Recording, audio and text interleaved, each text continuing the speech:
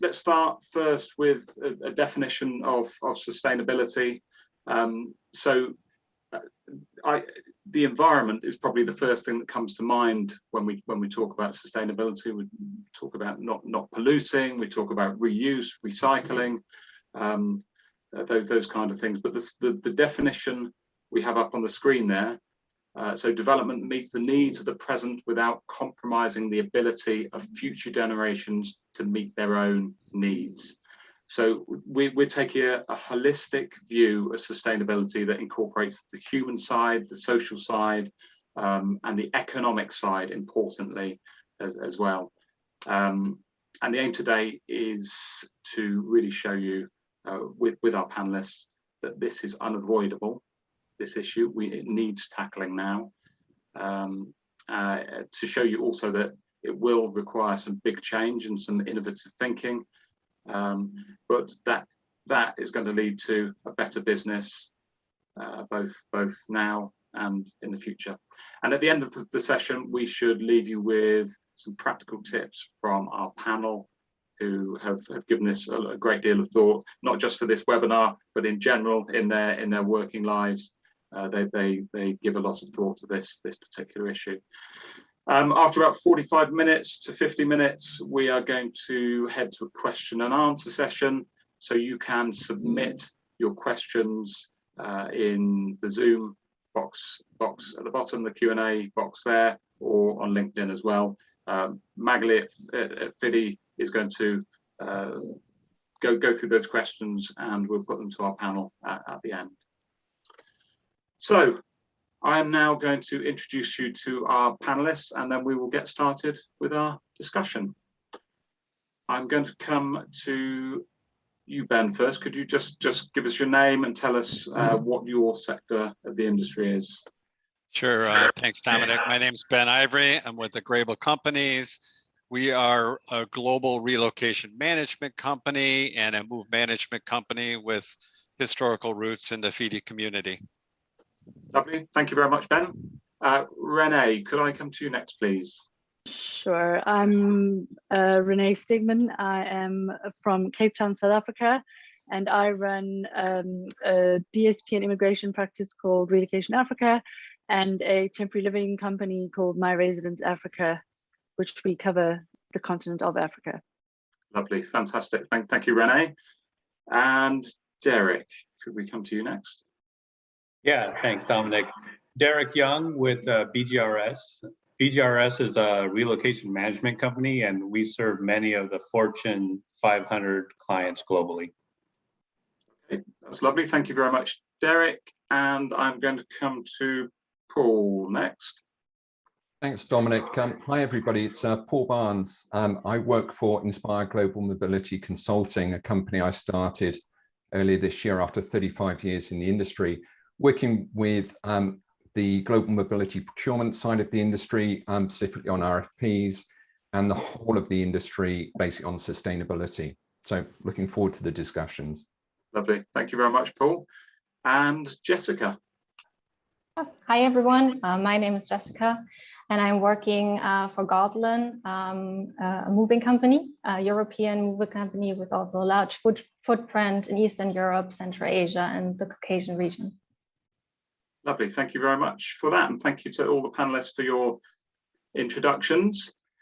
So what I'm going to do now is to go background in exactly the same order to each panelist. And I'm just going to give them one question, which is, what does, in your particular niche of mobility, what does sustainable moving mean to you? What does it make you think about?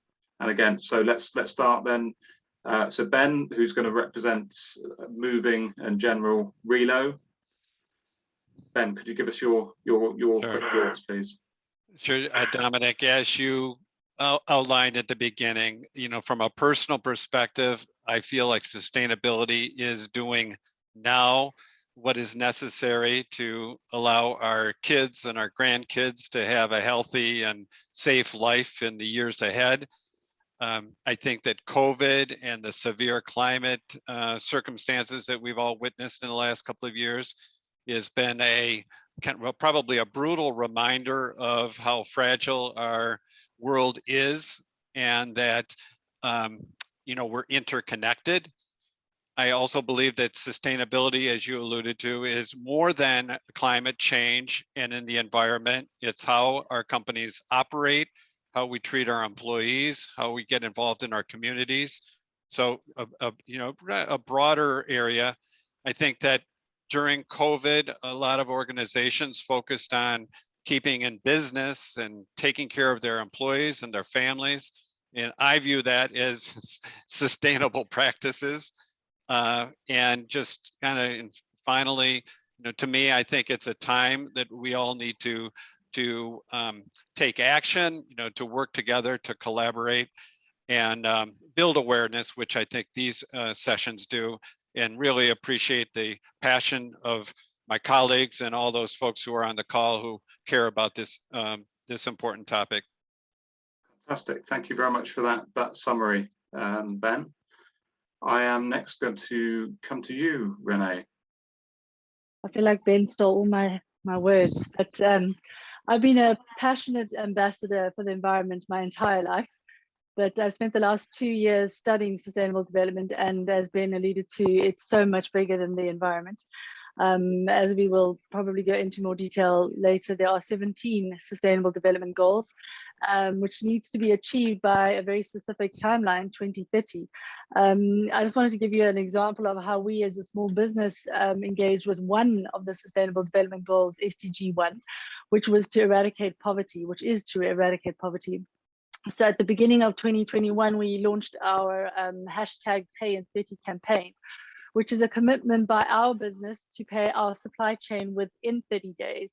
And by paying our supply chain appropriately and timeously, this means that they can then pay their people appropriately, and in turn, the people can feed their families.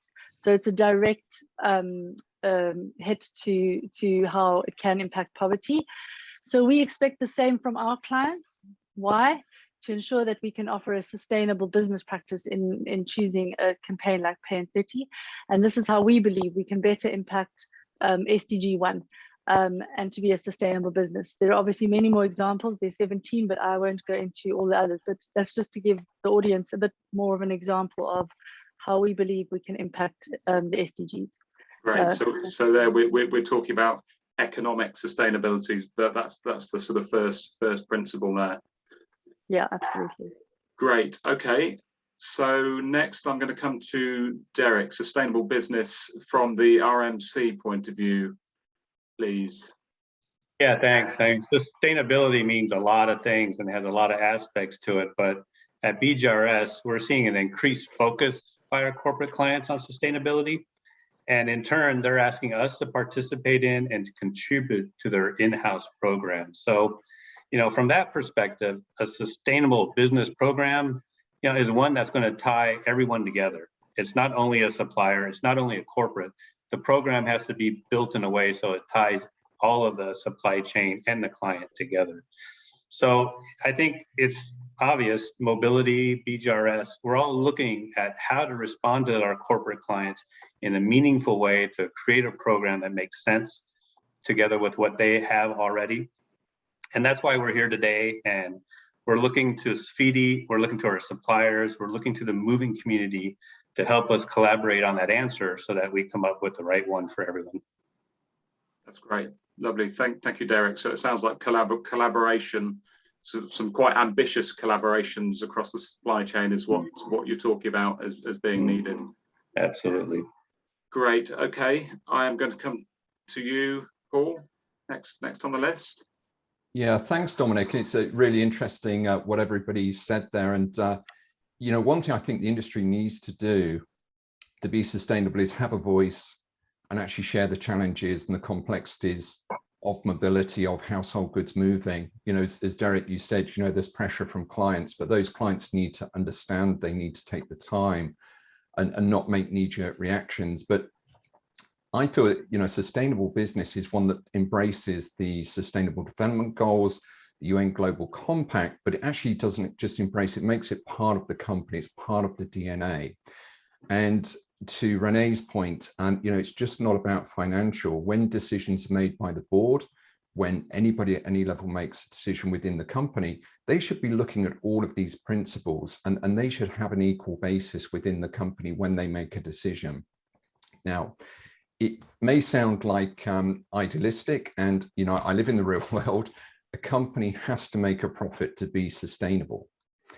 But I would just say a big but if a company cannot be profitable by embracing the United Nations SDGs or the UN Global Compact, should it even be in existence? Because it will not have a knock-on effect that is sustainable for the company, for its employees, for its providers, as René referenced, and the bottom line is for our planet. So should they even be there? So, that's where I think it should be within the company's DNA. Okay. So that's a big question to ask. If today, if as a company you're not sustainable, then what is your purpose? What's the future? It could be bleak. Yeah. Okay. Lovely. Thank you very much for that, Paul. And next I'll come to Jessica, please. Yeah, well, same for me as with René, I think. Ever since I've been little, the environment has been like an important part, I think, mainly because I grew up being outside, being sailing every weekend. So just the impact we have on our surroundings was always important to me. But yes, obviously, to sustainability, it's not only the environment, but also, I think, especially coming from the moving side of it and having the movers on here, it's the last 2 years, it was all about surviving, right? So also being sustainable as the business we're operating. And so that was the focus. However, as the other panelists already mentioned, it is important to keep the other goals of sustainability in mind when making decisions. And maybe I did it like unconscious, but I decided to be part of a company or always decided to be part of companies that are green and have a focus, and their owners have a focus on sustainability. I mean, Gosselin is a great example with just the impact they had on the local traffic when actually participating in a huge project of taking the trucks off the road and putting the containers that go to Antwerp port on the barges. So yeah, I think it's always been an important thing to me. Yeah, and that's an interesting point, that as an employee, you're actually looking to work for a business that shares those sustainable values. And I think from what I've heard in the interviews I've done for FIDI Focus, it seems to be an increasing trend that particularly the younger generation of movers, if you want to work for any company, they've got to be thinking about sustainability. So the pressure is not just from legislation, it's from other areas as well.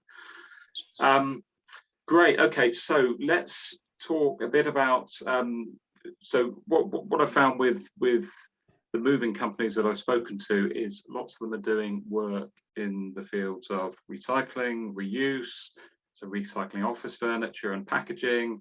Lots of them are looking at the vehicles they use. But could you give me some more, and Derrick, I'm going to come to you for this one, some more on sort of what else makes a business sustainable? What other elements are there? Yeah, and absolutely. I'm sorry, hope that's not me. Okay, good, we're back.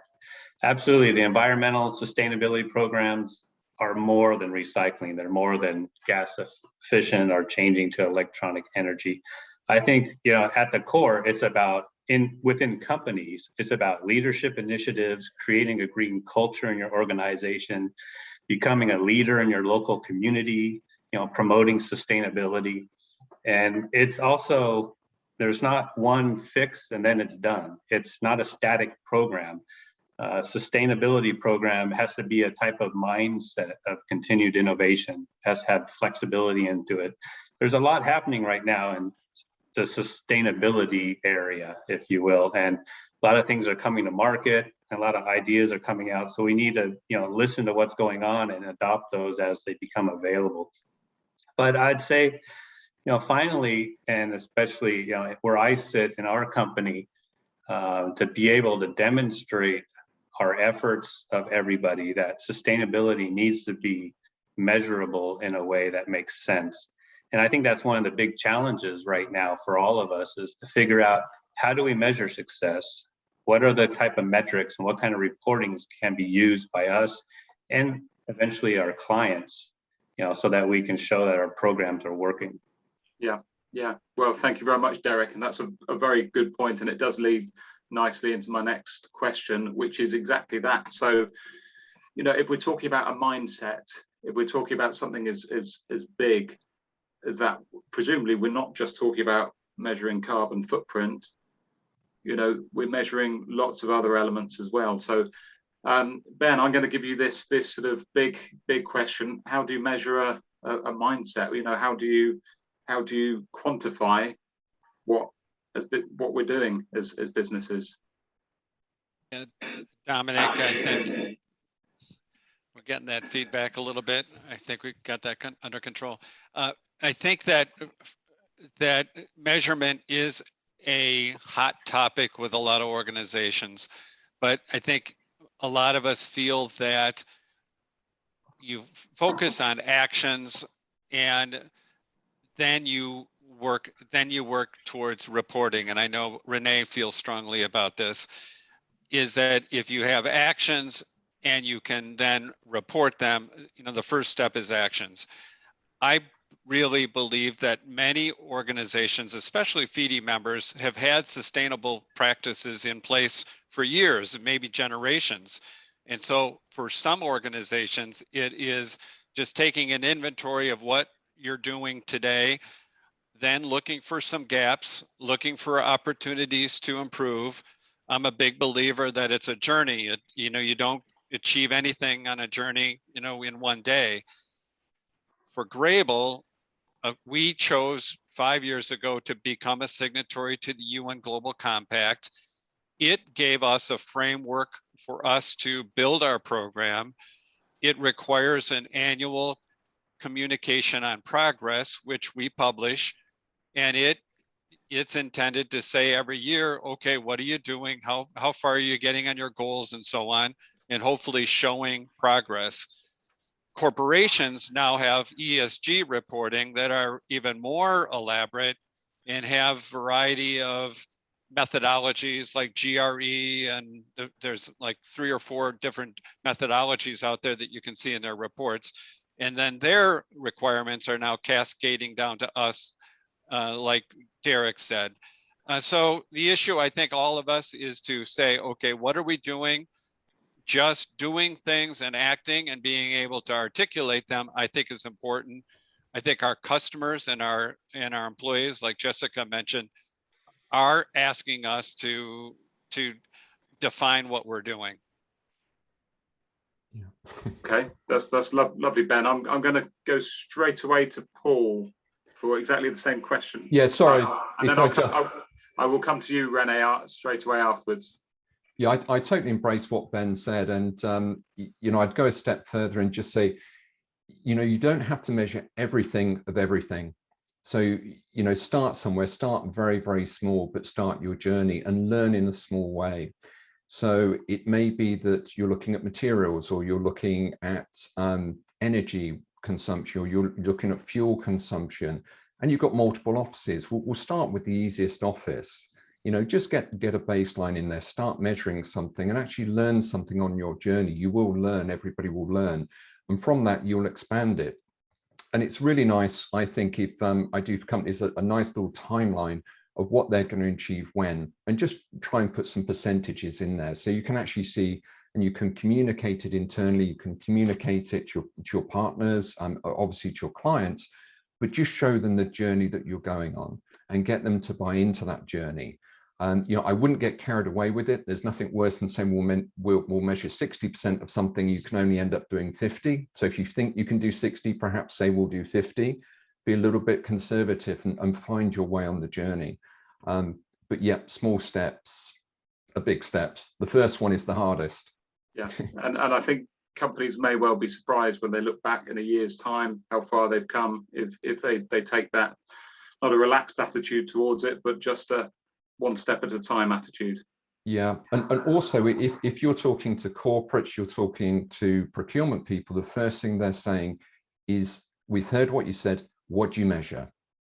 And if you say we don't measure anything, it's for them, they can very quickly lose interest, which they shouldn't do, but they do. So if you can say you measure something, even if it's very tiny and you feel it may be insignificant to them, it gives them a serious message that you've got the measurement ideal, and you're actually taking that forward. So it will have huge benefits for you. Great stuff. Lovely. Thank you very much, Paul. René, I'm going to come to you. I just want to add, because one studying actually sustainable development and the measurement of it, not even they've got it right. And if they had to perfect it, it would take them another 8 years. That's what they reckon. So I agree with everything Ben and Paul have said. I think, just to give some practical examples, firstly, I do think in the whole sort of reporting and accountability of sustainability is, your leadership has to be involved and entrenched in the process. And then I would say you have to get your stakeholders involved in terms of your team when you start devising something. And then, or just the example I wanted to really give in terms of the actions that Ben was alluding to, whether they're short-term or long-term goals, but something as simple as a happiness report on how happy your staff are. And I know that sounds very strange, but that also could measure the wellness of your team. And I just think there's a lot of examples and a lot of things people are already doing that once they say, okay, well, this is something, now I'm going to put something in place, like put a poll in place to measure how happy my team is. Now you've got something to compare and go back to. So I just think, just to give the audience, there's some simplistic things you can do, which you're probably already doing. So don't panic when you hear measurement or reporting. And that was just my message, really. And maybe just to say that is, I think our industry is in a bit of a spin and a panic in terms of, I want to do something, anything, and one of the people I spoke to in the DSP world had signed up to one of the ISO 1400s to make sure that they were, ticking a box for a RFP. And so I said, the question I asked is, well, what did you change in your business? He said, nothing. I just filled out the form, paid the money, and we're sorted. And I just want to say to everybody, if you're not making an impact and a change, you're actually not doing anything. And so like Paul said right in the beginning, should you be in business? Hey, lovely. Derrick, let's come to you.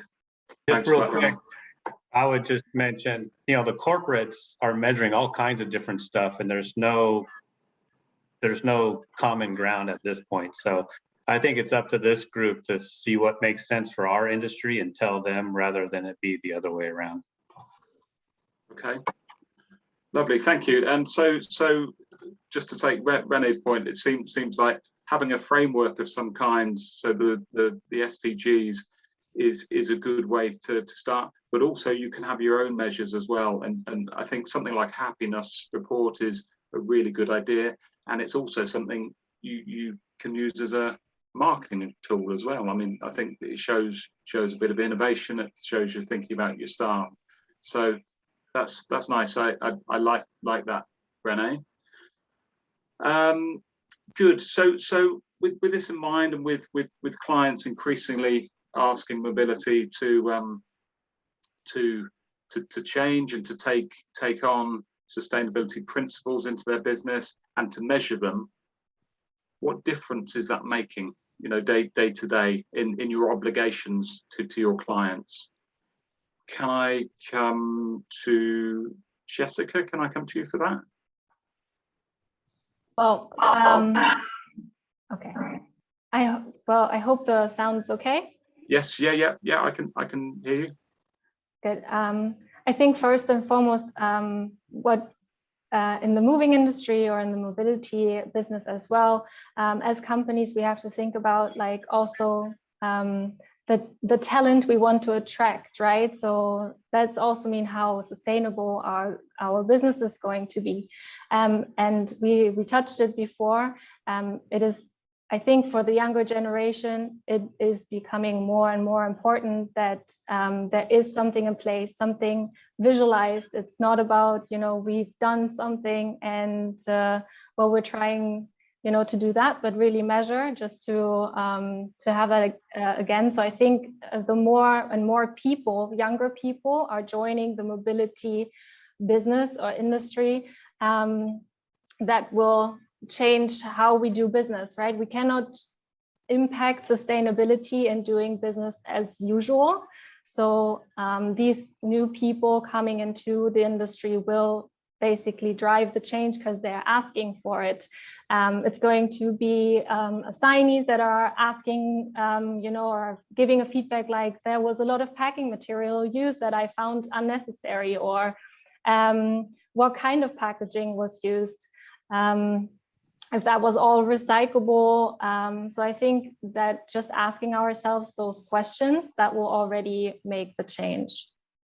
Yeah. So I guess if you're trying to change the mindset of your company, you bring on people who already have that mindset. And, we know that younger people are generally growing up with those kind of mindsets already instilled. That's a sort of ready-made way of bringing that in. Great. Okay. Thank you for that, Jessica. I am going to go. So how else is the mobility business changing? Can I go to Paul for that? Yeah, I think we give ourselves sometimes a little bit of a bad rap, and mobility is, particularly household goods, is so complex, and we've had so many challenges, through COVID. We could spend hours just talking about the challenges. And I think that there's some amazing companies out there and some amazing people. I think Mikko from Nimi in Finland is on. They went before this was talked about, really, or really was demanded by the corporates. And 100% fossil fuel free, biogas, biodiesel, partnerships with Neste, absolutely fantastic for them with 150 something trucks. I know others have done this, others are doing this. Also with the recycling, I think that the industry has done an amazing job with recycling. I would just say to anybody who's not using paper tape, I have a thing about paper tape, trialing some paper tape. Do look for it. One of the issues with boxes, when it's got vinyl tape, if it's not all taken off, it gets thrown into the recycling. In a lot of countries, because it's contaminated, it will not get recycled. So, paper tape doesn't work amazingly at the moment on export paper blankets. I'm trialing some to see if I can get some that will, and let everybody know. But even if you just used it on your packing boxes, and I know some are, and you're doing an amazing job with this, the amount of recycling that you will increase globally is just going to be huge within the industry. So, I still think there's some people there that are scared of this. They're waiting to see. They've looked at past fads, things that have come and gone. Everybody's talking about GDPR, and the speed of that. The speed of this is going to come, and it is coming hugely quickly. Companies have made huge commitments to be carbon neutral, net zero, a lot of terminology, but it means they want to really reduce the carbon footprint of their supply chain. So I think it's very rounded here. If you asked me, what's my priority, I would say the climate on the SDGs, and there's only one of them in there. But the more that I've got into sustainability, I realize you have to embrace the others, and you can do so much as a corporate citizen, but the others will actually help you achieve meaningful change for your climate goals. But I think that's really, in my view, where the real issue with us is at the moment. We've got to get that carbon reduced down. We've got to come up with some answers and make it feel good to move. It should feel good to move because there's some green options, there's some green initiatives there, and lots of people are doing amazing things. So congratulations to them. Yeah, lovely. Thank you. So what you're saying really is all these different SDGs, they're all connected. The environmental, the economic, and the social, they all feed off one another. They do, and John Devitt, right, I was looking at I do agree with John Devitt, put a little question up there. yeah, don't try and do all of them at once. Pick your ones that are really meaningful for you. Start small and work your way through. So yeah. So paper tape, that's a nice small step you can take. It's huge. And yeah, things can just grow from there. Lovely. Okay, thank you very much for that, Paul.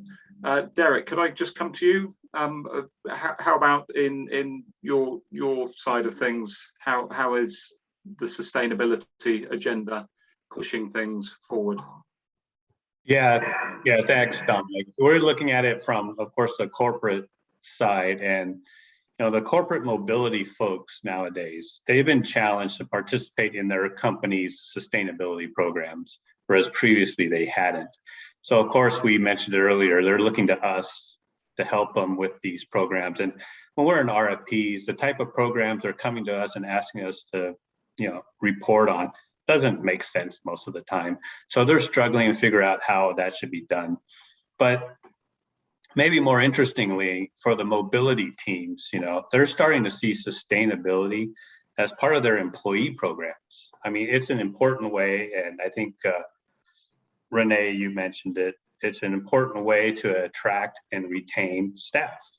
So now we're starting to get different types of questions when we're talking about mobility policy, and we're starting to get the questions like, how do I create a green program for staff that want to reduce their carbon footprint of their assignment? And I think, like Paul said, GDPR came, and it's really important. And this is coming as well. It's one of those things that not all corporates have it now, but like GDPR, everyone's going to have to get on board eventually. We're with a lot of the Fortune 500, so most of them are on board, but I think the middle and small size companies are all going to be on board soon with this.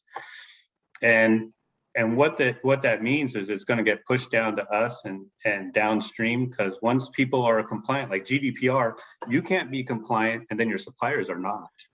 Your whole supply chain has to be compliant for GDPR, and that's going to be the same with sustainability.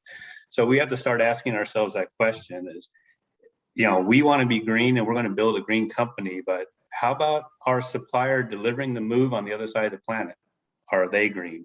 So I think we need to soon be able to demonstrate that to be able to continue to be attractive to the corporates. Yeah, that's very, very interesting, Derrick. And again, it seems like everything is connected.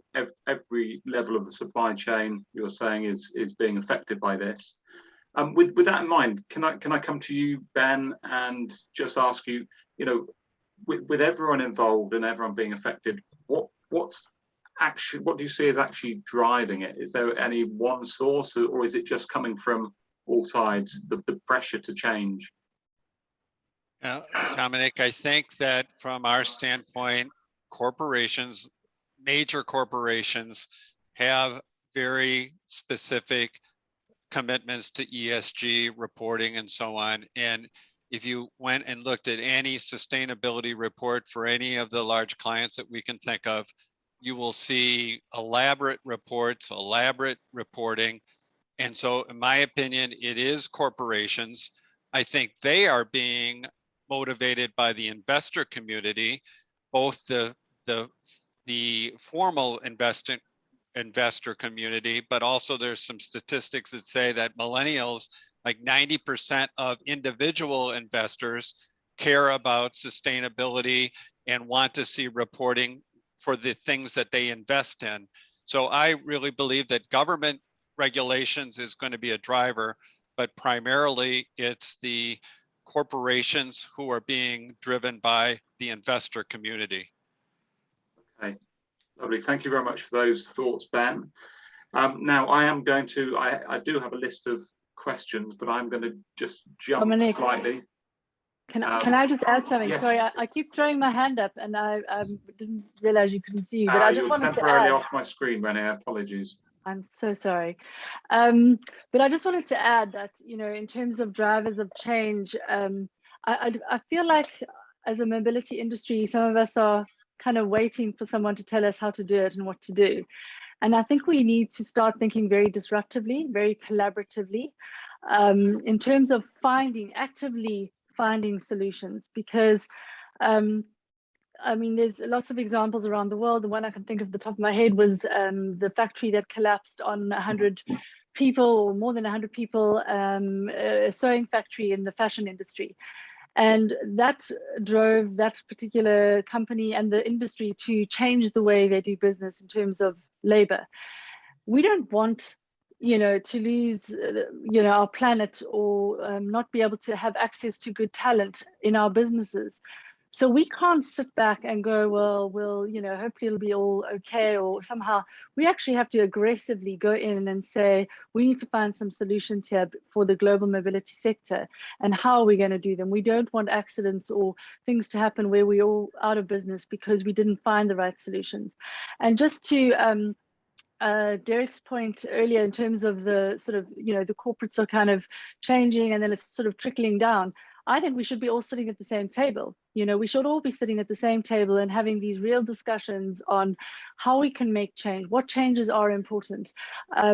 We are going to run out of talent. And I tell you, from a labor or market related skill set, and to give a drastic example, but it's a real example, is if you can imagine the moving industry going to driverless trucks, you have no drivers in the field required. How many people are going to have no job?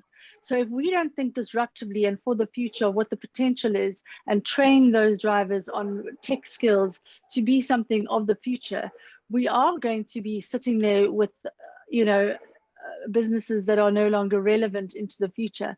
So I just think we often ask the question, what is driving the change? Well, we don't want accidents to be driving change. We don't want government policy necessarily to be driving the change of what we should be doing to save the planet.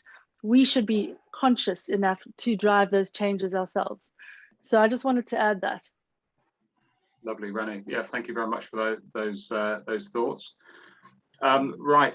Well, what I'm going to do now is just skip forward a few questions. I'm just very, very conscious of our time.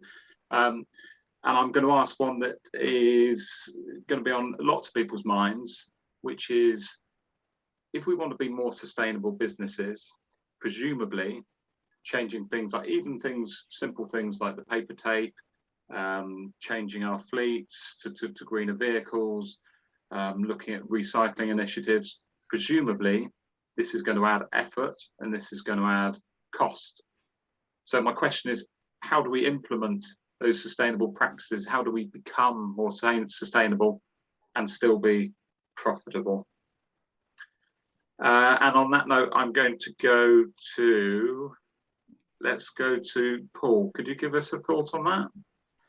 Yeah, and I actually see a real split in global mobility. Talking to mobility and some procurement people, I'm really positive that some companies have actually made commitments and said, not just in household goods, global mobility, but across the board, to meet their goals, that they're embracing that their economic reports need to factor in their sustainability reports. And it's a given that they will be spending more money to meet their sustainable goals. Obviously, we know that they're going to be buying the same way they always have. They're going to be asking hard questions, but more and more companies are committing to only selecting companies for an RFP that will actually meet their sustainable goals, or have started a journey. At least they've started doing something. And this is my message to people: just start measuring something, because you will be stunned by how powerful that will be for you in the future. Because it's measurable, you started that measurable journey. But there are others who I think just don't either have the time, or they just don't want to hear the challenges. They're in a crazy busy world. Mobility can be crazy busy, procurement can be crazy busy. We know a lot of RFPs get rushed in our industry, which causes us huge challenges. And that's something I work with mobility and procurement on, to change that mindset. But I would be very careful in your sales process. I would ask companies what their sustainable goals are. And I would align myself and my companies to prospects and companies that are going on the sustainability journey, and sustainability actually means something to them. If it doesn't, personally, I wouldn't pursue that business. It's hard, and I've been there in sales and account management and everything. But this is long-term strategy, as everybody has been saying here, and you've got to align your business with those people that will actually pay for what you're going to do. And also they'll collaborate and share. And there are some amazing companies out there that are doing this already. You know, BGRS, you've got, you know, a great company in Unilever. I don't know exactly what they're doing, but their heritage is in sustainability, and that came from their CEO many years ago, Paul Polman. He started a crusade, so they are truly a sustainable thinking DNA company in my mind. And there are lots of others out there as well. Yeah, lovely, Paul. Thank you very much for those thoughts. I think that's certainly another side of the question. You know, how do you implement these things and still be profitable, but also how do you implement them when there's so many other things going on? You know, when the business is so busy. René, I'm going to come to you next. But while René is speaking, if Jessica, Derrick, or Ben, if you have anything to add to this particular thing, do give me a wave. Well, I know from the feedback that the people who were participating in this webinar today asked this particular question: is how can we be implementing sustainability, you know, if it is not profitable? So you've got to think about the future again. Is you won't perhaps get those opportunities for a tender or for a business to look at you, as Paul was saying. You know, you won't be even considered into the picture. So you may not want to go and invest and spend that money, but then you may not get those opportunities. Also, you may not get the talent. So you will, you know, the talent, I mean, Jessica said, you know, the young are very conscious. They are choosing where they want to work based on the principles of your business. So if your business is not going to take that journey, you're not going to be the first business that they're going to consider. So I think really it is, I mean, it shouldn't be a matter of purely how much is this going to cost me, is this, how much is it going to cost me if I don't? And that is not just direct business impact, it's actually the planet, you know, costs, and, you know, the people costs. So I think, you know, our invoices come in different styles, and this would be a bigger cost if you don't take the journey than if you do. Lovely. Okay, thank you. I saw Ben.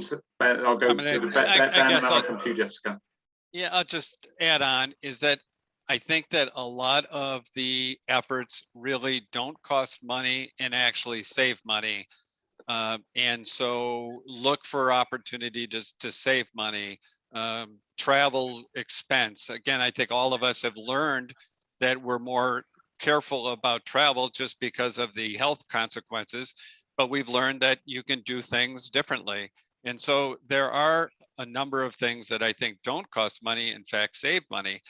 Then I also would just like to kind of reconnect with the idea of, if talent really cares about this, engage your talent. It could be the new person that you've hired in the last year or so is probably very interested in this topic, and ask them for their opinions, ask them to think about, help identify what you're doing, what could you be doing. So again, I think when we use the broader explanation or definition of sustainability, it's a lot easier to see how you can get started.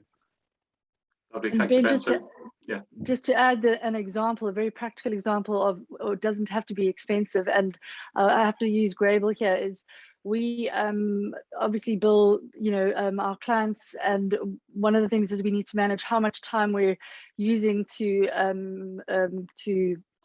deliver a service. And one of the things my team realized is that they were spending a lot of time, they were always very busy and overworked, and we streamlined our service processes. And we realized that the time that they were spending on non-billable time landed up being reporting. We then fed back to Graebel, was our client, and we basically changed 15 hours of reporting time in a month to 4 hours. Now, efficiency in what we're doing is very simple. But as long as you've got the right partner in business to be able to have those discussions and be able to make those changes, they are effective, as you say, not expensive changes to make sure you're actually more efficient. So we're able to spend more time on billable time, which actually saves money. So sustainability is not always expensive. Lovely, lovely. Thank you very much for that, René. And Jessica. Yeah, I think the question we really have to ask ourselves is like, what investment are we taking, right? It's maybe it costs money in some extent, but what are we looking at for paying if we don't invest, if it's not invested at this very point, right? It's not only about like being young, but also, about those people that have children and grandchildren, and they want them to live in a sustainable world, meaning they're gonna work for a company that is gonna pay their bills, and they're gonna have equality, and they can voice their opinions, and we can live in a world where we don't have to be scared about the next pandemic or the next environmental disaster we're looking at. So that's also the question. I mean, obviously money is always a sensitive topic, but all those big companies, as well as the smaller ones, should see like, what kind of investment can I make towards being more or working towards my goals. I think that was what Paul said, you don't have to look at all the 17 goals and complete all of them. And I think we can all agree that that's not going to happen for one small company, but look at one or two of them and try to achieve or work towards them. And yeah, like René said, not everything has to cost money. Taking the first step or signing up to or like just committing to a goal doesn't cost anything, and we can start. And yeah, that's also taking part in the upcoming World Cleanup Day this Saturday. So there's all those little things you can do to set an example and to make an investment. Yeah, so fantastic. Okay, Jessica, thank you very much for those thoughts. Now, I am very conscious of our time, so I'm going to go back round to each one of our panelists, and I have asked each panelist to come up with their 2 or 3 tips for getting started, either getting started or just being more sustainable in general. So I'm going to go round, and these are the idea of these are their practical actions that you can take. And hopefully there'll be some inspiration in there for the people watching and listening to this. So to start off with, let's go to, can we go to you first, Derrick? Yeah, sure. So I think, we've said a lot of it already that is on my mind. It's starting, if you're starting off and you're a smaller company or even a bigger one, it's starting with your company culture. And it's putting that in place first. And if you're able to, I think it's finding sustainability champions in your office.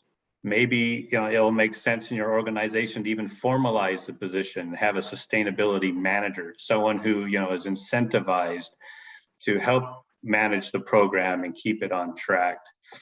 But when you start building your program, you should brainstorm and get all the different ideas that can be done, like we were talking about. And there's so much that you can be done. It's employee awareness, it's corporate citizenship, it's the 4 R's, there's carbon reduction, there's offsetting, there's getting solar panels. And I would make a plan with all of those different things that you can do. But then, start small and put them in modules. And then depending on your budget for each year, you can decide which of those modules that can you focus on this year and succeed with. And I would say, Paul had said it, that it's a long-term strategy. So you have to look about, if I have the extra cash this year, maybe I'll get those solar panels. And but we know it's a long-term strategy, so we'll get the benefit from that in 10 or 15 years. But for now, the benefit is a marketing one. So I think, that's the way to approach this if you're getting started. Okay, fantastic. Next, I'm going to go to Paul. Please, what are your 2 or 3 tips for to be more sustainable as a business? Yeah, I mean, Derrick gave a really great overview there. I would just add, look at what you've done. I would sit down, with your senior colleagues and bring different colleagues in, survey colleagues. What have you done, or what have we done historic? It might be double-sided printing. It might be switching off the lights. It might be, we all did double-sided printing. Did anybody think, hey, we should measure this? No, because we just wanted to do the right thing. We weren't thinking about promoting it. But try and find some things historically that you can measure, the charity things that you've done. Just do a little timeline, what you've actually done. What did that mean? So you can come up with something that you can actually start engaging with your employees, you know, the clients, your partners, again, make everybody feel good about this. But also start with something very simple and measurable. Your energy. Everybody gets a pretty much, unless you're in a shared office, you know, you get an energy bill. Get your top-ups for your air conditioning, get your top-ups for your fire extinguishers. These are big gases. You can go on one of the converter tools, and very, very quickly, you can actually plot your energy usage. It's going to be up and down all over the place because of COVID. But that's a big thing to actually share with somebody and say, this is our energy, we're going to measure it going forwards. This has been our diesel consumption. We're going to measure it going forwards. So there's lots of practical things you can do. What's the recyclable content of your packing materials? You know, state that and say our intent now is we're going to reduce this by 10% year on year. You know, get rid of the plastics, get rid of the tape. So try and get something, you know, that embraces everything, but something that's factual and measurable and you can, that's easy for you. And sorry to keep talking, but also I think it's very meaningful depending on the size of your company. If you're a small company and you feel you're doing something very, very small, when I talk to people, I say proportionately what the larger company did may sound more impressive, but it was easier for them to do. You know, what that small company did with their resources, their time and their monies was absolutely amazing. So I think the mindset needs to change on this and just recognize how hard has it been for somebody to actually achieve that, not do a like for like across all different size companies. Okay, cool. Thank you very much for that. I'm going to come to Jessica next, if that's okay. Mm-hmm. Sure. Well, first of all, I think, you know, it's like the little things that we can all do, you know, trying to have a veggie day, you know, once a week, or if you're better, right, the whole week. But the little impacts we can have, I think, especially on like environmental issues, the youth will push for it. Well, I have the luxury, first of all, to work in a company that is already aiming at being green, so going paperless. You know, we can measure the reduction of costs on the paper we don't use anymore. So that's obviously a good thing. But then also we have a Go Green focus cluster. So it's people in the company actually thinking about initiatives that we can have internally, how we can raise awareness. But also we do have a groupage project. You know, I think that's something that's definitely driving a more greener approach toward transportation in our industry. So just seeing where we can consolidate shipments, it's a very important point, I feel. So those are the things, you know, that ensure a sustainable future. Lovely, Jessica, thank you very much for that. And I'm going to come to Ben next, and then René to conclude. So first of all, I just really want to applaud the audience for their active participation. I mean, I don't think I've ever been on a call where there has been so much good questions, comments, and so on. So it just, I think it helps us feel comfortable that we're talking about an important topic, and so great ideas. Specifically, every FIDI member, FIDI FAME member has an environmental policy and a CSR policy as part of the FAME requirement.